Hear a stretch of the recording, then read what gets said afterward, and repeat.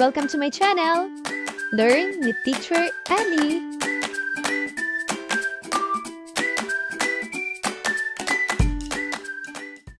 Grade 2, Revised K-12 Curriculum, Quarter 2, Week 1, Day 3, Makabansa. Mga layunin.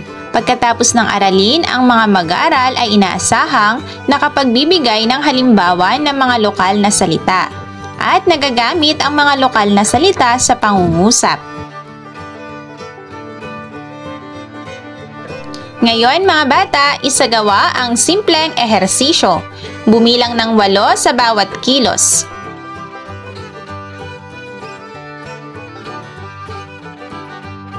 Ngayon naman ay magbigay ng mga lokal na salita na may kinalaman sa mga sumusunod.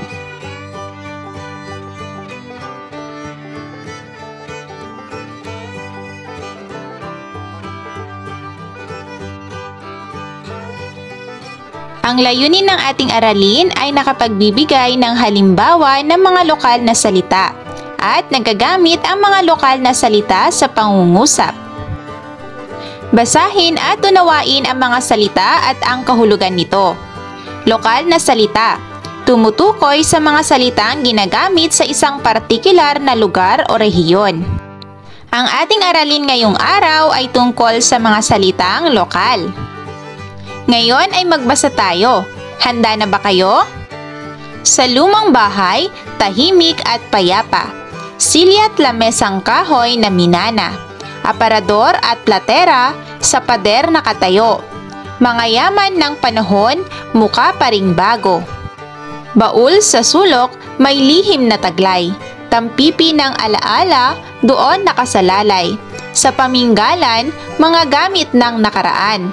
Sakalan, nag-iinit, uling ng kahapon, lumalaban. Bentilador sumasayaw sa hangin ng tag-araw. Sa estante ang libro, kwento ng lahi. Sa sahig na kahoy, mga yapak ng munting ngiti. Sagutin ang mga sumusunod na mga tanong. Una, ano-anong mga salita sa tula ang hindi kayo pamilyar? Pangalawa, ano sa tingin ninyo ang ibig sabihin ng mga ito? Pangatlo, naririnig pa ba ninyo ang mga ito? Saan?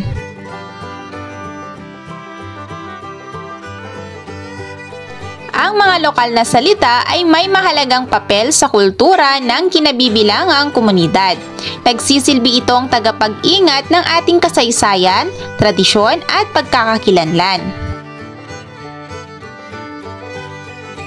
Ito rin ay may malalim na koneksyon sa ating sinaunang gawi, paniniwala at mga tradisyon. Nagpapakita ito ng ating natatanging pagkakakilanlan bilang Pilipino. Katulad ng mga salitang ginamit sa tula, narito ang mga kahulugan. Ang kahulugan ng silya ay upuan. Ang aparador naman ay cabinet o closet. Habang ang platera naman ay cabinet na lalagyan ng mga kagamitan katulad ng plato, baso at iba pa. Ang baul naman ay lalagyan ng damit o mahahalagang bagay.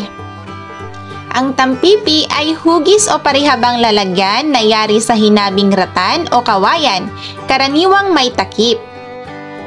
Ang kalang de uling ay aparatong panluto na yari sa luwad o clay. Ang bentilador ay ang electric fan.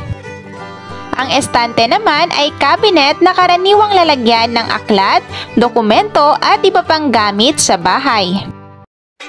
Ang paminggalan ay lagayan ng mga pagkain at kagamitang pangkain tulad ng pinggan, tasa, baso, kobyertos at iba pa. Basahin at unawain ang mga salita at ang kahulugan nito. Gamitin ito sa pagbuo ng pangungusap. Ang kobyertos ay ang kutsara at tinidor. Ang florera ay lagayan ng bulaklak at ang platito ay maliit na pinggan. Mga bata, bakit mahalaga ang mga lokal na salita?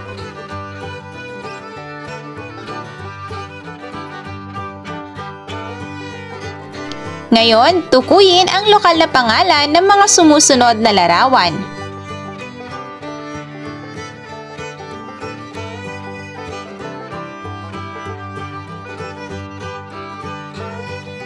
Maglista ng iba pang mga lokal na salita. Magtanong sa iyong mga magulang ng mga ito at bigyan ng pakahulugan. Thank you for watching! Also, don't forget to like, share, subscribe, and click the notification bell for you to be updated on our latest videos. See you on our next lesson. Goodbye!